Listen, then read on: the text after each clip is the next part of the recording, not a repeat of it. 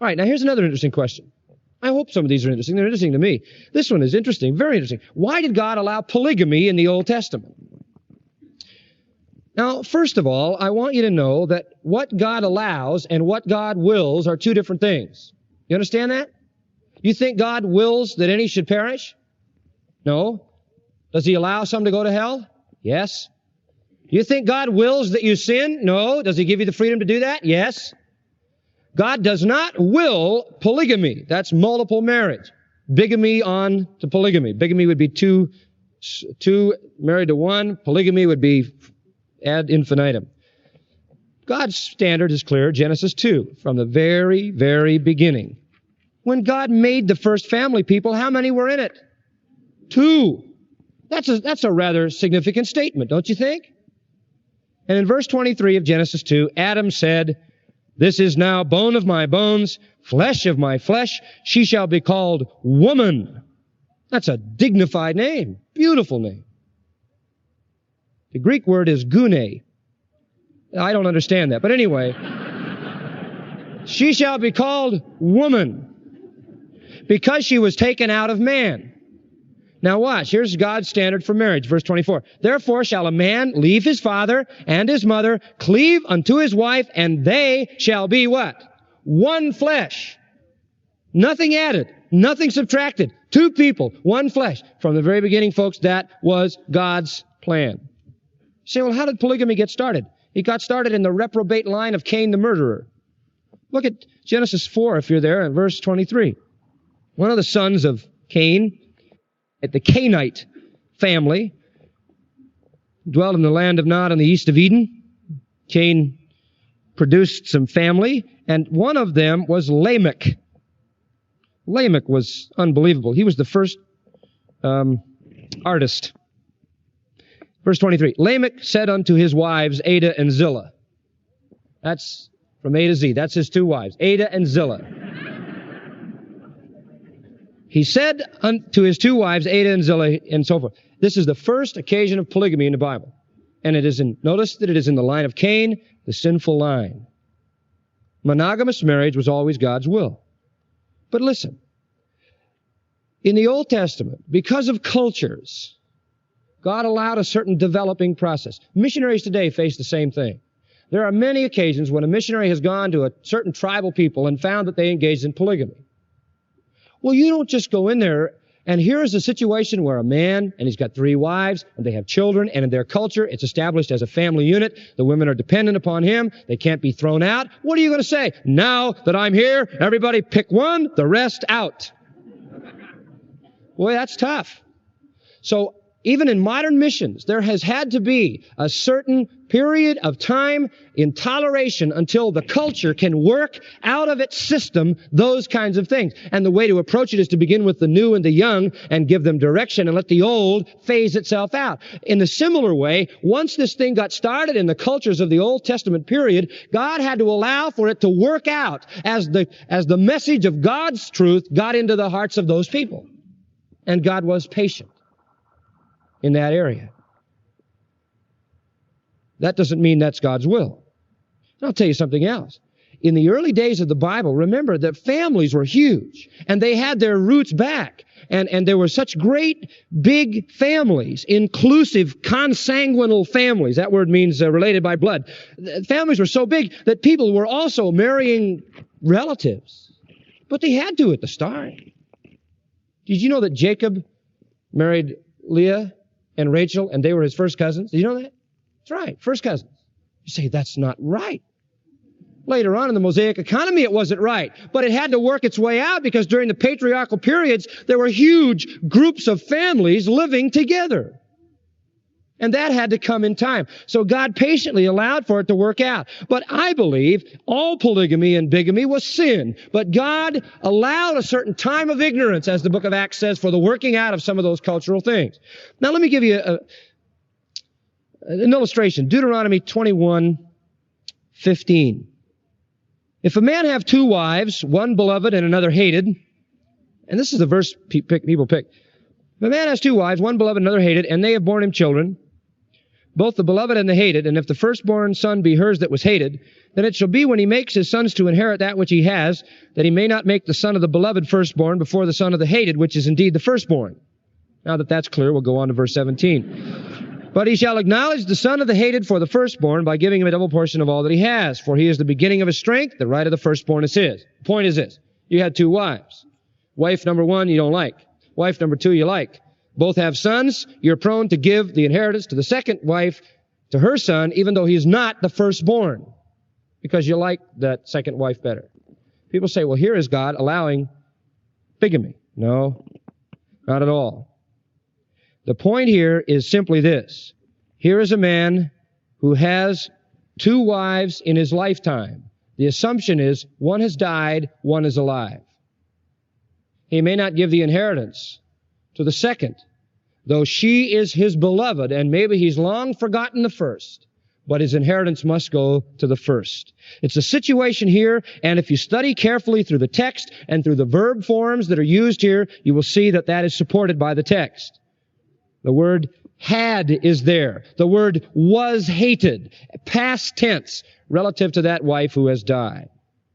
And I'll tell you, those who engaged in it suffered. Look at Solomon. He had so many wives and so many concubines and all of his political marriages trying to, the way to solve the problem with a neighboring country was take the daughter of whoever ran it or the neighboring tribe and marry her, make her a part of the deal. And his life was a disaster and the kingdom of Israel was torn and split. Believe me, God wanted monogamy. Look at his illustration in Hosea. He's a faithful husband. Israel's an unfaithful wife. That's been God's pattern all the way. One husband, one wife. No polygamy was ever good. Let me give you what I think to be the most confusing relationship about this in the Old Testament. Genesis 29. You remember Jacob? Poor Jacob really got conned. He was looking for a wife. He probably was in too much of a hurry to start with. Kind of got slowed down, though. But he was looking for a wife. And in Genesis 29, Jacob went on his journey and came to the land of the people of the east. He looked, and behold, a well in the field, and there were 3 flocks of sheep by it, for out of that well they watered the flocks. Jacob's well, a great stone was on the well's mouth. There were all flocks gathered. They rolled a stone from the well's mouth, watered the sheep, put the stone again. Jacob said unto them, my brethren, where are you from? And they said, of Haran are we. And he said unto them, hey, do you know Laban, the son of Nahor? And they said, we know him. And he said, well, is he all right? And they said, he is well. And behold, Rachel his daughter cometh with the sheep. And he said, lo, it is yet high day. Neither is it time that the cattle should be gathered together. Water ye the sheep and go and feed them. And they said, we cannot until all the flocks be gathered together. Until they roll a stone from the well's mouth, then we water the sheep. It seems to me that he was trying to get rid of everybody. And while he yet spoke with them, Rachel came from her father's sheep, for she kept them. Came to pass when Jacob saw Rachel, the daughter of Laban, his mother's brother, see, first cousins, and the sheep of Laban, his mother's brother, that Jacob went near, rolled the stone from the well's mouth, and watered the flock of Laban, his mother's brother. And Jacob kissed Rachel. You say, he should not have done that. Why? You don't start like that. That comes later. See? Wow, Jacob, are you ever forward? What kind of an act is that? To add to that, he lifted up his voice and wept. I mean, he really gave a song and dance. Well, what it was he was greeting his long-lost cousin. See? Right.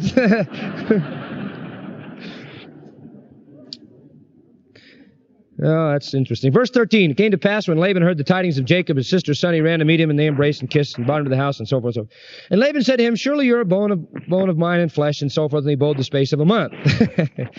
Right. And verse 15, and Laban said unto Jacob, because you are my brother, shouldest thou therefore serve me for nothing? I mean, I can't have you around here for a month working for nothing. What would you like? Laban had 2 daughters. The name of the elder was Leah, and the name of the younger was Rachel. Leah was weak-eyed.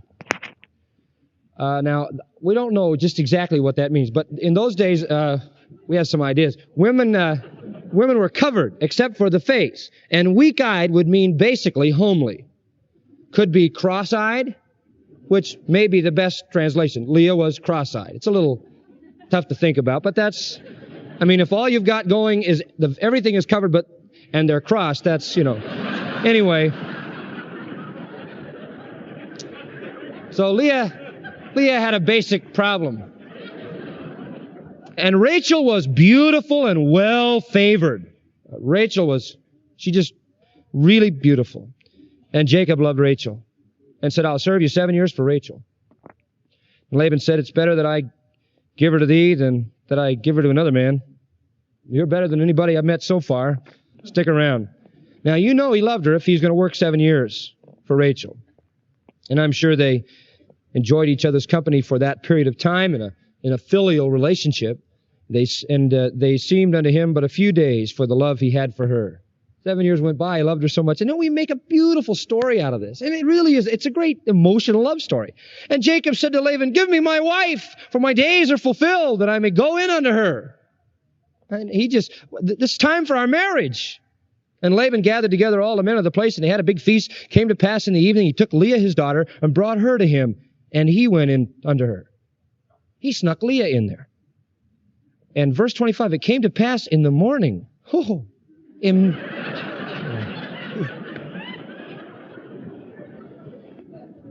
Now, I don't know what kind of a marriage ceremony they had in those days, but apparently the conjugal act itself constituted the ceremony, and it was night.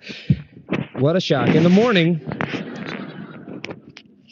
behold, it was Leah. I like that line.